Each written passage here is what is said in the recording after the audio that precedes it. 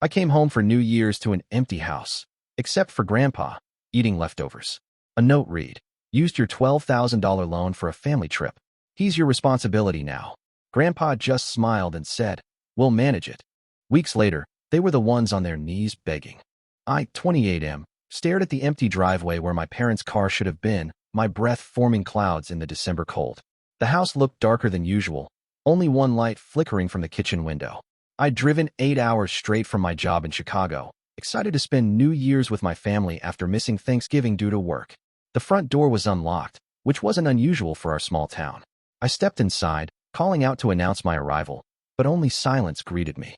The living room felt hollow, Christmas decorations still up, but somehow lifeless. That's when I heard the soft clinking of silverware from the kitchen. Grandpa sat at the worn wooden table, methodically eating what looked like day-old Chinese takeout straight from the container. At 82, he moved with careful precision, each bite deliberate. He looked up when I entered, his weathered face breaking into that familiar smile that had comforted me through countless childhood scraped knees and teenage heartbreaks. He told me he was glad I made it safely and asked about the drive. I asked where everyone was, expecting to hear they'd run to the store or were visiting neighbors. Instead, he gestured toward a folded piece of paper on the counter. My hands trembled as I unfolded it. Mom's handwriting, neat and matter-of-fact. "Used your $12,000 loan for a family trip to Hawaii. Grandpa is your responsibility now. We'll be back after New Year's. The fridge has some leftovers."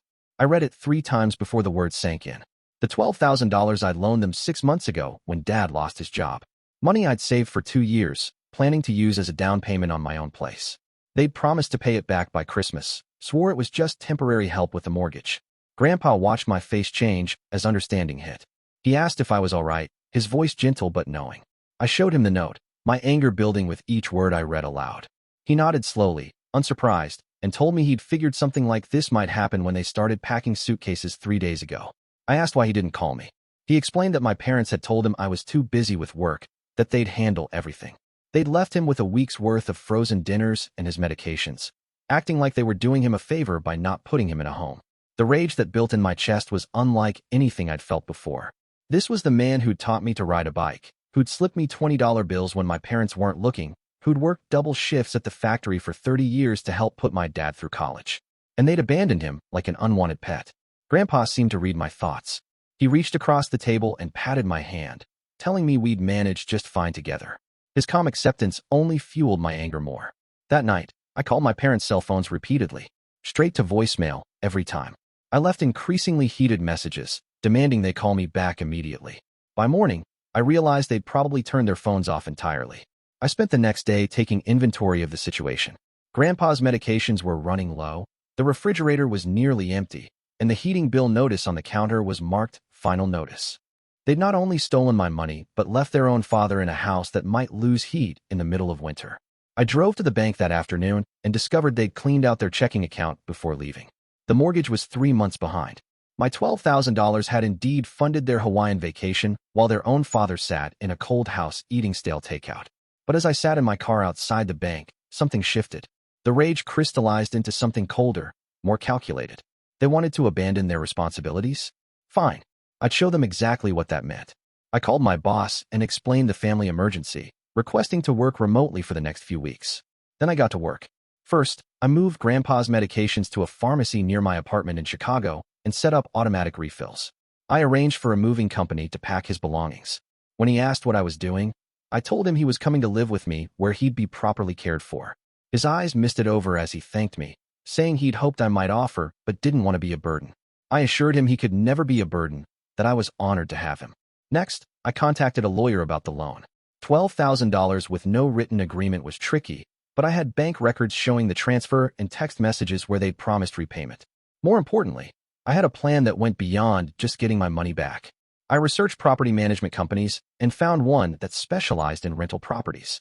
The house was still in my grandparents' names from when Grandma was alive, with my parents listed as co-owners. But Grandpa, as the surviving spouse, had certain rights they'd apparently forgotten about. When my parents finally called on New Year's Day, their voices were relaxed and happy. Mom asked how Grandpa was doing, as if she'd left him with a babysitter instead of abandoning him entirely. I told them exactly what I thought of their actions. Dad got defensive, claiming they'd needed the vacation after his stressful year of unemployment. Mom chimed in that Grandpa was fine, that I was overreacting. They'd be home in a few days, and we could discuss everything then. I told them not to bother coming home. When they asked what I meant, I explained that Grandpa was moving in with me permanently. The silence on the other end was deafening. Mom finally sputtered that they couldn't afford the house without Grandpa's Social Security helping with expenses. That's when I delivered the first blow. I'd already spoken with a lawyer about the loan, and they had 30 days to repay it in full or face legal action. Dad started yelling about family loyalty and how I was being vindictive. I let him rant before calmly explaining that family loyalty was exactly what this was about, loyalty to the man they'd abandoned. But I wasn't done. Over the next week, while they were still in Hawaii, I implemented the rest of my plan. I helped Grandpa contact Social Security and change his address to my apartment in Chicago. I arranged for his pension checks to be redirected as well. Then came the masterstroke. As Grandpa's new caregiver and with his full consent, I contacted the property management company about converting the house into a rental property. Since Grandpa was the primary owner and my parents had abandoned the property, leaving it in his sole care, we had legal grounds to make decisions about its future. The management company was thrilled. It was a nice house in a decent neighborhood that would rent easily. When my parents returned from Hawaii, they found the locks changed and a notice from the property management company explaining that the house was now a rental property. Their belongings had been packed and stored in a unit they'd need to pay for themselves. The phone calls that followed were explosive. Mom screamed about how I'd stolen their home. Dad threatened to sue me. I calmly explained that they'd stolen my money and abandoned their responsibilities, so I'd simply helped Grandpa exercise his legal rights as the property owner. They demanded to know where Grandpa was. I told them he was safe and well cared for, which was more than they'd provided. When they insisted on speaking to him, I handed him the phone. Grandpa's conversation with them was brief and devastating. He told them he was disappointed in how they'd treated both him and me. He explained that he'd decided to live with me permanently because I'd shown him the respect and care they'd failed to provide. When they tried to guilt him about leaving them homeless, he reminded them that they'd left him the same way. The rental income from the house more than covered Grandpa's expenses and even provided a small profit. My parents, meanwhile, had to find an apartment they could actually afford without his Social Security supplementing their income. Update 1. 3 weeks later, they showed up at my apartment in Chicago. I watched from my window as they stood outside the building, looking defeated and desperate. When they finally called, Mom's voice was different, smaller, humbler. She asked if we could talk, admitting they'd made mistakes. I told them they could come up, but this was Grandpa's home now, and they'd treat him with respect or leave immediately. They sat in my living room like chastened children while Grandpa served them coffee with the same grace he'd always shown, despite everything they'd done. Dad looked around the apartment, taking in how comfortable and well cared for Grandpa appeared. Mom started crying, apologizing for leaving him alone. She claimed they'd panicked about their financial situation and made a terrible decision. Dad added that they'd thought I was too busy to help, that they'd convinced themselves Grandpa would be fine for a few days. I let them talk, watching Grandpa's face carefully. When they finished their explanations, he spoke quietly but firmly. He told them he forgave them because they were family, but forgiveness didn't mean forgetting. They'd shown him exactly how much he meant to them when they thought no one was watching. Then came their real reason for visiting. They were facing eviction from their temporary apartment. Dad's unemployment had run out, and Mom's part-time job wasn't enough to cover rent. They asked if they could move back into the house. I almost laughed at the audacity. I explained that the house was now generating rental income that paid for Grandpa's care and medical expenses. The current tenants had a lease, and even if they didn't, my parents had forfeited any right to live there when they abandoned it.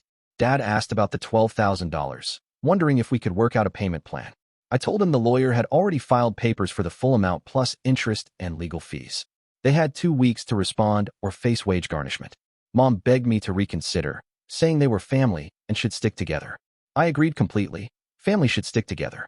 That's why Grandpa was living with me instead of alone in a cold house, eating leftover takeout. Update 2.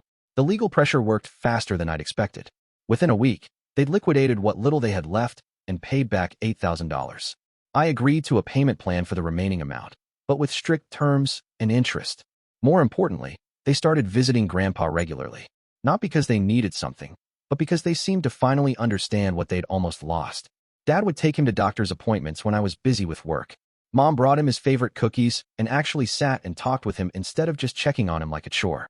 Grandpa began to soften toward them, though he never forgot the lesson. He told me privately that he was glad they were making an effort, but he was even more grateful to know he had someone who would never abandon him. The house continued to generate steady rental income. I put most of it into an account for Grandpa's future medical needs, but I also used some to make improvements to my apartment. I converted my home office into a proper bedroom for him, complete with a hospital bed and safety features. 6 months later, my parents had stabilized their situation somewhat. Dad found steady work, and they'd moved into a modest apartment they could actually afford. They'd learned to live within their means instead of relying on others to bail them out. But the real victory wasn't financial. It was watching Grandpa thrive in an environment where he was valued and respected. He helped me with cooking, shared stories about our family history, and became the heart of my small apartment. My friends loved visiting because he'd regale them with tales from his factory days and slip them homemade cookies. Update 3. A year later, my parents asked if they could host Thanksgiving at their apartment. It was small, but they wanted to cook for Grandpa and me as a way of showing their appreciation. I was skeptical, but Grandpa encouraged me to accept. The dinner was simple but heartfelt. They'd clearly put thought and effort into making Grandpa's favorite dishes. During the meal, Dad stood up and gave a speech that surprised everyone. He apologized not just for the money or the abandonment, but for taking Grandpa for granted for so many years. He admitted that losing his job had made him panic and make selfish decisions, but that was no excuse for how he'd treated his own father. He thanked me for stepping up when they'd failed and for showing them what family responsibility really meant. Mom added that seeing how happy and healthy Grandpa was in my care had been both heartbreaking and enlightening. She realized they'd been treating him like a burden instead of the blessing he was. Grandpa listened to it all with tears in his eyes. When they finished, he told them he was proud that they'd learned from their mistakes. He said that's all any parent could hope for, that their children would grow and become better people. The $12,000 was eventually paid back in full.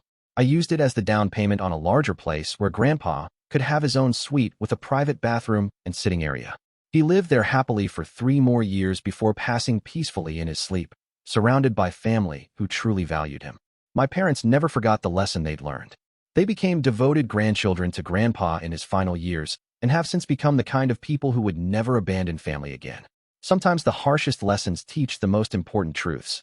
The house still generates rental income, which I've put into a fund for future family emergencies. Real emergencies, not Hawaiian vacations. Because that's what family does. We take care of each other, especially when it's difficult, especially when no one is watching.